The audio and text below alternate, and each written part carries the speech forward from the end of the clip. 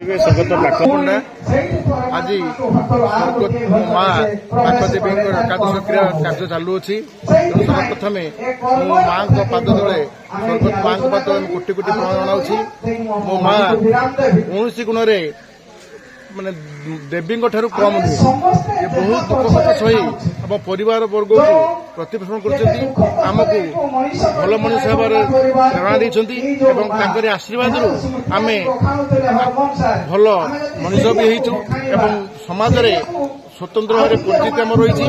ତେଣୁ ଆମର ଚାରି ଭାଇ ଏବଂ ଆମର ଗୋଟେ ବଡ଼ କଥା ହେଉଛି ଆମେ ବର୍ତ୍ତମାନ ଯୌଥ ପରିବାର ଅଛୁ। ମୋର ବର୍ତ୍ତମାନ ବୟସ 65ରୁ ଅଧିକ ହେଲାଣି।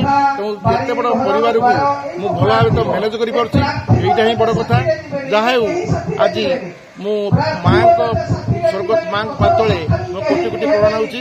ସେ ଆମକୁ ସବୁବେଳେ ଆଶୀର୍ବାଦ ପ୍ରଦାନ କରନ୍ତୁ ଏବଂ ସବୁବେଳେ ଆମକୁ ଦିଗ୍ଦର୍ଶନ ଦିଅନ୍ତୁ, ଦିଗ୍ଦର୍ଶନ୍ତୁ। ଏହା ହିଁ ମୋର କାମ।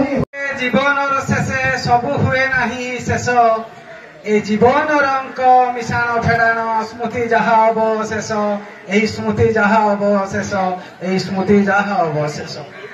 ଆଜି ସ୍ୱର୍ଗତ ମାପ ମିଳଇ ସୁଖ ମାପ, ତାହା ତ ପରସେ ଅଧ ସରିଯାଏ, ସବୁ ତ ଦୁଃଖ ସନ୍ତାପ, ସବୁ ତ ଦୁଃଖ ସନ୍ତାପ, ସବୁ ତ ଦୁଃଖ ସନ୍ତାପ।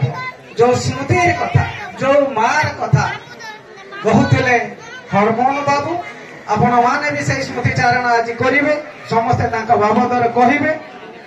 ସୁନ୍ଦର କଥା।